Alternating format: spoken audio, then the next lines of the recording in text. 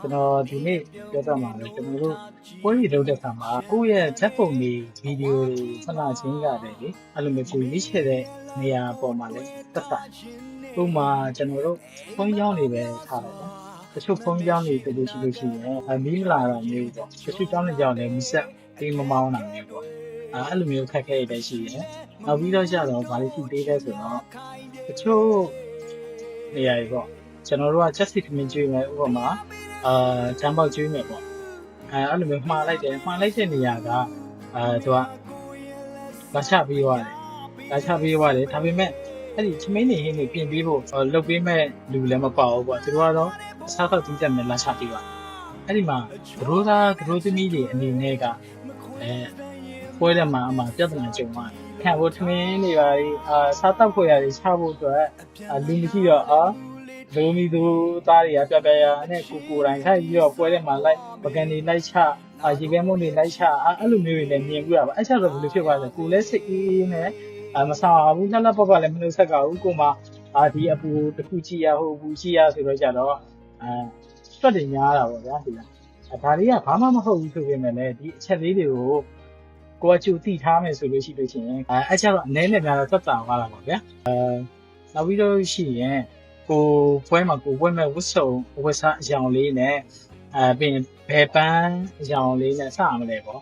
ကိုကအဲ့ဒါလေးအရင်စဉ်းစားကြည့်တကယ်လို့မသိလို့ရှိလို့ရှိရင်လည်းကိုရဲ့ဓာတ်ပုံဆရာကိုပွဲမှာရိုက်ဖို့တော့ငှားထားတဲ့ videographer တွေကိုကိုကမေးကြည့်လို့ရတယ်အကိုကြီးကျမတို့ကဒီဝတ်ဆောင်လေးဝတ်ထားရတယ်ကျမတို့ပွဲမှာဘယ်လိုပန်းလေးဆင်မဲ့အဲ့ဒီအကြောင်းလေးကလိုက်လာအဲ့လိုမျိုးပေါ့အဲ့လိုမျိုးလေးမေးကြည့်အဲ့ဒါဆိုလို့ရှိရင်ကိုယ့်အတွက်ပုံလေးတွေကလာလေးကြံတော့ပေါ့ဗျာနောက်တစ်ချက်ကပါရှိသေးဆိုတော့ဘုန်းကြီးကျောင်းနေကြတော့ကျွန်တော်တို့မီးစက်မမောင်းပေးတဲ့ပြဿနာရှိတယ်ဗျာမီးတက်သွားတဲ့အချိန်မှာမီးစက်မမောင်းပေးတဲ့အတွက်ကြောင့်ပွဲရလဲတချို့ပွဲဆိုရင်ကျွန်တော်ရှုံးခဲ့တဲ့ပွဲလေးတွေပေါ့မှောင်သွားတယ်လိုက်တင်လည်းမကောင်းဘူးအဲ့လိုမျိုးပေါ့ပြီးရင်တခြားနေရာရှိသေးတယ်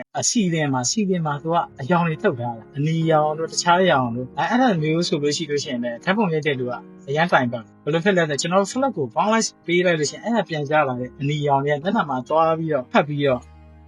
ထင်နေတဲ့အတွက်ကြောင့်ဒရိုးသားနဲ့ဒရိုးသမီးရဲ့အသားရည်နီဆက်ကြီးဖြစ်သွားတာတခြားကာလာတွေဝင်သွားတာလို့ကျွန်တော်ဘောတပွဲကြုံရတာတဲ့အပွဲကကျွန်တော်တို့သုံးတက်ကြီးဆိုတော့ဒိုးသားသမီးရတယ်တဲ့အဲ့ဒီကိုအဲ့ခံဖို့တော့အပေါ်ဆုံးတစ်ဆက်ပြေးကဒုတိယတစ်ဆက်ပြေးရအောက်တစ်ဆက်ပြေးရအဲ့လိုမျိုး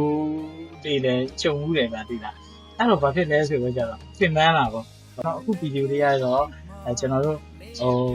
ဘတ်ဂျက်နည်းနဲ့ကို